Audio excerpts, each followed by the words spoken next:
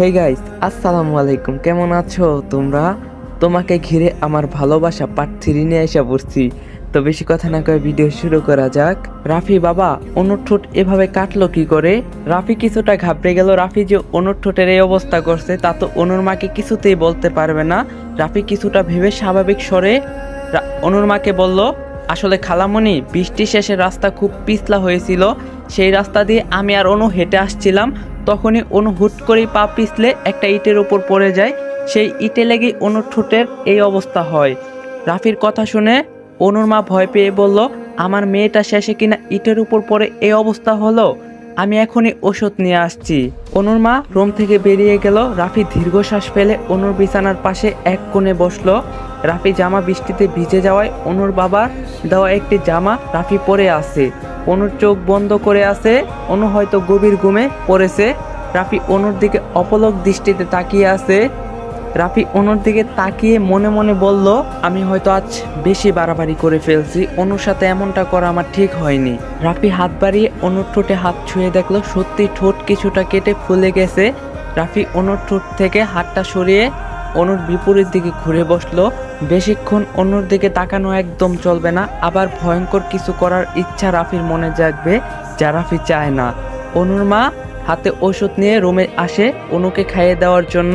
রাফি অনুর মাকে বলে, খালামণি তুমি নিজের ঘরে গিয়ে বিশ্রাম নাও, আমি অনুকে ওষুধ খাইয়ে দিচ্ছি। অনুর মা মন খারাপ করে রাফিকে বলল, আচ্ছা ঠিক আছে। রাফি বাবা, অনুকে ওষুধ খাইয়ে ওর একটু খেয়াল রেখো, হ্যাঁ? আর তুমিও তারপরে গেস্ট রুমে গিয়ে শুয়ে পড়ো। রাফি মুচকি হেসে অনুর মাকে বলল, ঠিক আছে খালামণি। অনুর মা ওষুধ টেবিলে রেখে নিজের রুমে চলে গেল। রাফি এবার গ্লাসে পানি ভর্তি করে নিয়ে এসে অনুর মুখে হাত দিয়ে ছিটাতে লাগলো। অনুর মুখে পানি পড়তে অনু চোখ খুলে তাড়াতাড়ি উঠে বসলো। অনুর মাথা প্রচণ্ড ব্যথা করতে লাগলো। নিজের মাথায় হাত দিয়ে অনু চারিপাশে দেখে বুঝলো অনু নিজের বাসায় আছে। নিজের সামনে তাকিয়ে রাফিকে দেখে অনু ভয়ে পিছিয়ে গেল। অনু ভয়ে কাঁপা কাঁপা গলায় বলল, রাফি ভাইয়া তুমি এখানে? রাফি অনুর দিকে তাকিয়ে বলল, আজকে আমি তোর রুমেই থাকবো। কেন, আমাকে তুই ভয় পাচ্ছিস? অনু শুকনা ঢোক গিলে রাফিকে বলল, না ভয় পাবো কেন, আমি তোমাকে ভয় পাই না তো। অনু মুখে ভয় পাই না বলল। তখন বৃষ্টির সময় ওই মুহূর্তে রাফি অনুর কাছে টেনে গভীর চুমু দিয়ে ঠোঁট কেটে রক্ত আনার দৃশ্য অনুর মনে পড়ে যায়। মনে পড়তে অনু ভয় পেয়ে চোখ বন্ধ করে ফেলে। রাফি টেবিল থেকে ওষুধ নিয়ে এসে অনুর পাশে বসে অনুর দিকে তাকিয়ে বলল, তোকে ওষুধ খেতে হবে, এখন হা কর। অনুও বারণ করলো না। হা করে রাফির হাত থেকে ওষুধ খেয়ে নিল। তারপর রাফি অনুকে পানিও খাইয়ে দিল। অনু রাফির দিকে তাকিয়ে আছে। রাফি নিজের হাতে করে তুলা আর স্যাবলন দিয়ে অনুর ঠোঁটের কাটা জায়গায় লাগাতে লাগলো। অনু ব্যথায় আহ করে উঠলো। অনু ঠোঁটে হাত দিয়ে রাফিকে বলল, এটা আর ঠোঁটে লাগিও না, খুব জ্বলছে। রাফি অনুর কথা শুনে অনুর ঠোঁটে আর স্যাবলন লাগালো না। রাফির বাসায় অনু যখন গিয়েছিল তখন রাফির মা জোর করে অনুকে খাবার খাইয়ে দিয়েছিল, তাই অনুর এখন খিদে নেই। রাফি হঠাৎ বিছানা থেকে উঠে অনুর রুম থেকে চলে গেল। অনু বুঝতে পারলো না রাফি কোথায় গেল। আবার কিছুক্ষণ পর রাফি গ্লাসে করে হাতে গরম দুধ নিয়ে আসলো। অনুর দুধ খেতে ভালো লাগে না। অনু ভয় পেয়ে রাফিকে বলল, রাফি ভাইয়া এই দুধ বুঝি তুমি খাবে? রাফি অনুর দিকে তাকিয়ে গম্ভীর স্বরে বলল, না ম্যান, আমি খাবো না, এই দুধ এখন তোকে খেতে হবে। অনু ভয় পাওয়ার স্বরে রাফিকে বলল, আমি দুধ খাবো না, আমার খিদে নেই। রাফি বলল, তোর খিদে না থাকলেও এখন তোকে দুধ খেতেই হবে। রাফি নিজের হাতে অনুকে জোর করে দুধ খাইয়ে দিল। অনু খেতে না চাইলেও কষ্ট করে খেয়ে নিল। তারপরে রাফি অনুর পাশে বসে অনুর দিকে তাকিয়ে রইল অপলক দৃষ্টিতে। রাফিকে চোখের সামনে নিজের রুমে এত রাতে দেখে অনুর বুকের ভিতর ভয় লাগছে। রাফি বুঝতে পারলো অনু ভয় পাচ্ছে, তাই রাফি অনুর বিছানা ছেড়ে সোফায় বসে পড়ল। অনু কিছুক্ষণ চুপ করে থেকে রাফিকে বলল, ওই সময় আমার সাথে এমন করলে কেন রাফি ভাইয়া? রাফি তখন ফোন টিপছিল। অনুর কথা শুনে রাফি অনুর দিকে তাকিয়ে বলল, কোন সময় তোর সাথে আমি কি করলাম? অনু গম্ভীর স্বরে রাফিকে বলল, তুমি ভালো করেই জানো আমি কি বলতে চাইছি। অনু নিজের ঠোঁটে হাত দিয়ে রাফির দিকে তাকিয়ে আছে। রাফি চোখ বন্ধ করে নিজের রাগ কমানোর চেষ্টা করছে। অনুর কথায় রাফির রাগ বেশি হচ্ছে। অনু যে তখন বৃষ্টির সময় অনুর ঠোঁটে রাফিকে চুমু দেওয়ার কথা জিজ্ঞাসা করছে, তা রাফি বুঝতে পারছে। রাফি রেগে অনুকে বলল, এসব কথা বন্ধ কর, চুপচাপ ঘুমিয়ে পড়। রাফি রেগে গেছে বুঝতে পেরে অনু বিছানায় শুয়ে পড়লো। অনু নিজের চোখ অনেকক্ষণ বন্ধ করে রাখলো, কিন্তু ঘুম আসছে না। অনু চোখ খুলে রাফিকে বলল, রাফি ভাইয়া তুমি ঘুমাবে না? রাফি গম্ভীর সুরে অনুকে বলল, না ঘুম আসছে না। অনু শোয়া থেকে উঠে বসে মন খারাপ করে বলল, জানো রাফি ভাইয়া আমারও ঘুম আসতেছে না। রাফি শান্ত স্বরে বলল, ঘুমানোর চেষ্টা কর, ঘুম চলে আসবে। অনু বিরক্ত স্বরে বলল, আমি অনেক চেষ্টা করছি ঘুমানোর, কিন্তু ঘুম আসতেছে না। অনু বিছানা থেকে উঠে এসে রাফির পাশে সোফায় বসলো, তারপর রাফির বুকে মাথা রাখলো। রাফি অনুর কাছে অবাক হলো। তখন রাফি অনুকে বলল, তুই তো আমাকে ভয় পাচ্ছিলি, এখন আবার আমার কাছে আসছিস কেন? অনু চোখ বন্ধ করে রাফিকে বলল, মনে হলো তোমার বুকে মাথা রাখলে হয়তো বা ঘুম চলে আসবে, একটু ঘুমাতে দাও না প্লিজ। রাফি অনুর কথা শুনে মুচকি হাসলো।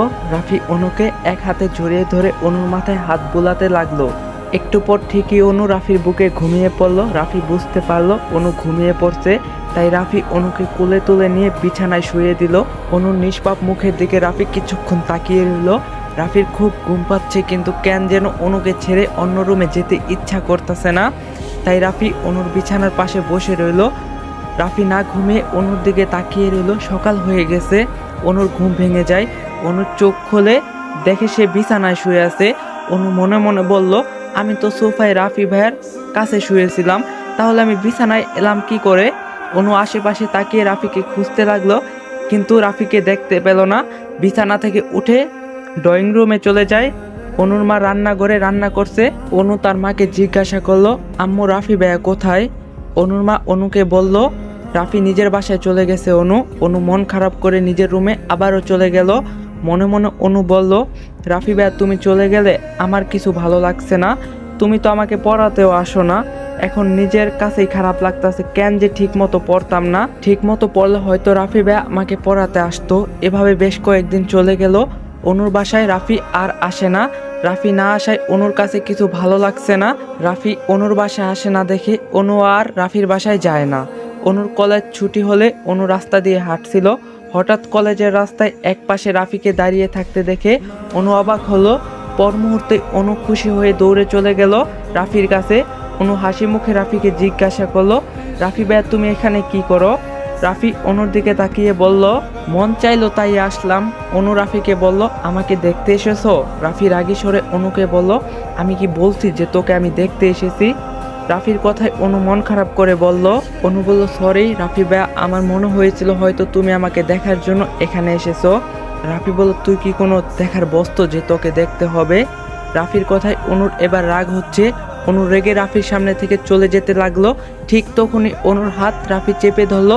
অনু বিরক্ত হয়ে বলল, সমস্যা কি তোমার রাফি ভাইয়া? আমার হাত ধরছো কেন? তুমি তো আর এখানে আমাকে দেখতে আসোনি, আর তুমি তো ঠিকই বলছো আমি কি দেখার কোনো বস্তু না। আমার হাত ছাড়ো। রাফি অনুর দিকে তাকিয়ে বলল, তুই দেখার মতো বস্তু না, হলো তুই দেখার মতো প্রাণী। অনু বুঝতে না পারলেও রাফিকে বলল, মানে কি বুঝলাম না। রাফি বলল, তোকে বোঝা লাগবে না, আইসক্রিম খাবি? আইসক্রিম খাওয়ার কথা শুনে অনুর রাগ চলে গেল। অনু খুশি হয়ে রাফিকে বলল, হ্যাঁ রাফি ভাই আমি আইসক্রিম খাবো। রাফি মুচকি হেসে বলল, তাহলে চল। রাফি দোকান থেকে অনুকে আইসক্রিম কিনে দিল। অনু আইসক্রিম খেতে লাগলো। অনু আইসক্রিম খাচ্ছে, তখনই অনুর মুখের চারিপাশে আইসক্রিম লেগে যাচ্ছে।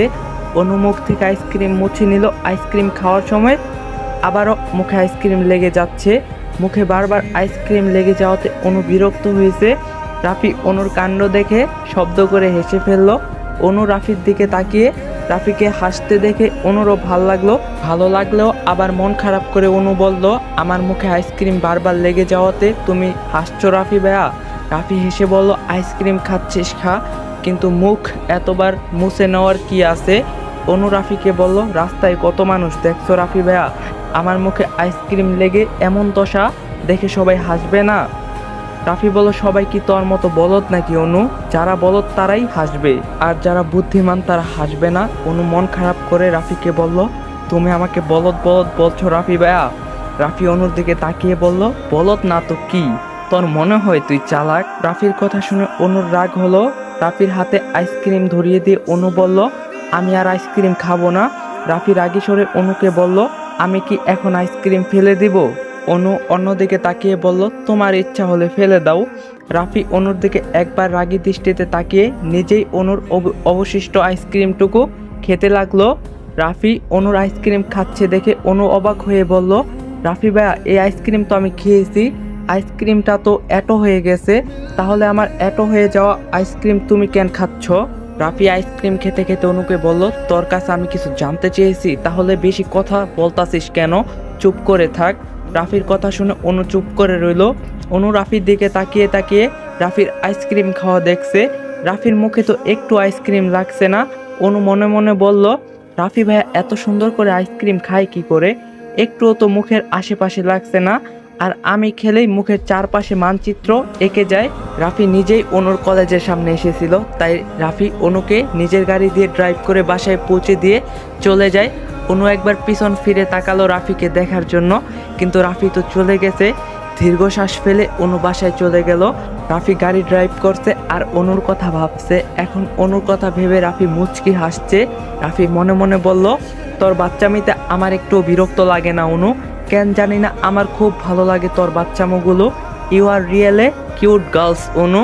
পরের দিন অনু রাফিদের বাসার বিশাল বড় আম গাছে উঠছে আম পেড়ে খাওয়ার জন্য। কাউকে না জানিয়ে লুকিয়ে লুকিয়ে আম পেড়ে খেতে অনুর ভালোই লাগে। নিচের ওড়নায় অনেকগুলো আম ইতিমধ্যে অনু নিয়ে ফেলছে, কিন্তু আরেকটা ডালে বড় এক সবুজ আম দেখে অনুর ভীষণ লোভ হলো। অনু সেই আম হাত বাড়িয়ে আনতে গিয়ে গাছ থেকে পা পিছলে পড়ে চিৎকার করে উঠল। অনু চোখ এখনো বন্ধ করে আছে, বুকের ভিতর টিপ টিপ আওয়াজ হচ্ছে, ভীষণ ভয় লাগছে। কিন্তু কি হলো? অনু মনে মনে বলল, এতক্ষণে তো আমার পড়ে গিয়ে ব্যথা পেয়ে অজ্ঞান হয়ে যাওয়ার কথা, কিন্তু আমি ব্যথা পেলাম না কেন? অনু অনুভব করতে পারলো অনু কারো কোলের মধ্যে রয়েছে। সেই ব্যক্তি অনুকে নিজের সাথে জড়িয়ে ধরে কোলে তুলে রয়েছে। চোখ খুলে অনু নিজের খুব কাছে রাফিকে দেখে চমকে উঠল। রাফি অনুকে এখনো কোলে নিয়ে দাঁড়িয়ে আছে।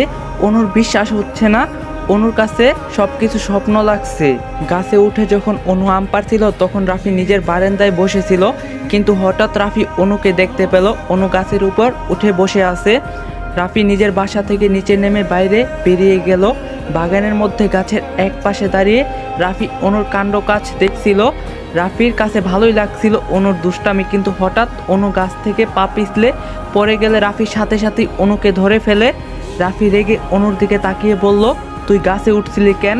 অনু ভয় পাওয়ার স্বরে রাফিকে বলল, আম পাড়ার জন্য। রাফি গম্ভীর স্বরে অনুকে বলল, আমাকে বললে আমি তোকে আম পেড়ে দিতাম না? অনু কাপা কাপা গলায় বলল, হ্যাঁ পেড়ে দিতে তো রাফি ভাইয়া। রাফি রেগে চিৎকার করে অনুকে বলল, তাহলে নিজে কেন গাছে উঠতাছিলি? আরেকটু হলেই তো পড়ে গিয়ে ব্যথা পেতি। অনু ভয় পেয়ে চোখ বন্ধ করে ফেললো, আর কিছু বলল না। অনু রাফির শার্ট চেপে ধরে রাফির বুকে মাথা রেখে কাঁদতে লাগলো, কারণ অনু হুট করে নিচে পড়ে যাওয়ার ভয় পেয়েছে। সাথে রাফিও অনুকে ধমক দিয়েছে। রাফি এখনো অনুকে কোলে তুলে রেখেছে, তাই অনুকে রাফি কোল থেকে নামিয়ে দিল। মাটিতে আম পড়ে ছড়িয়ে ছিটিয়ে অবস্থা। রাফি মাটি থেকে আমগুলো এক এক করে তুলে নিয়ে অনুর আঁচলে রাখলো। তারপর রাফি অনুকে গম্ভীর স্বরে বলল, এবার বাসায় যা। অনু অবাক হয়ে রাফিকে বলল, এতগুলো আম কি আমি একা একা খাবো নাকি? তুমি খাবে না রাফি ভাইয়া? এই নাও আম। অনু হাত বাড়িয়ে অনেকগুলো আম রাফির দিকে বাড়িয়ে দিল।